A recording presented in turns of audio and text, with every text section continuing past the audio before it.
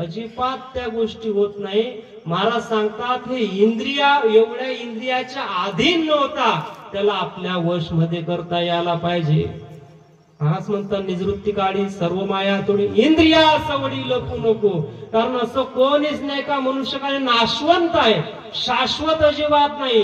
हे कधी ना कधी हे लोप पावणार आहे. नाशिवंत देह जाणार सकल आयुष्य खातो काळ सावधान. म्हणूनच संत समागमी धरावी आडवडी करावी तातडी परमार्थाची. आम्ही सगळ्या गोष्टीची तातडी म्हणजे घाई करतो, पण परमार्थाची घाई करत नाही, तो सवडीनं करतो.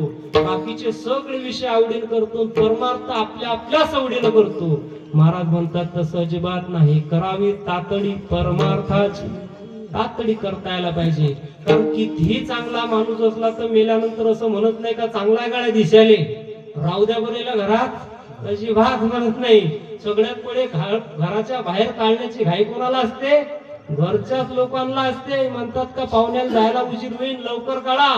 काळा काळा म्हणती याशी झाला विवार स्वजन सर्वत्र सारे करते विचार. आपलेच करायला लागतात.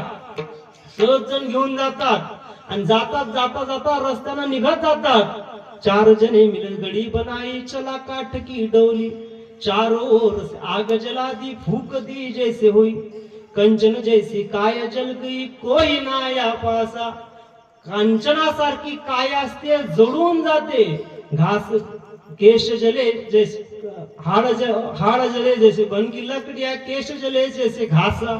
आणि कंचन जैसी काय जल गई कोई ना आया पासा. कोणीच जवळ यायला तयार नाही.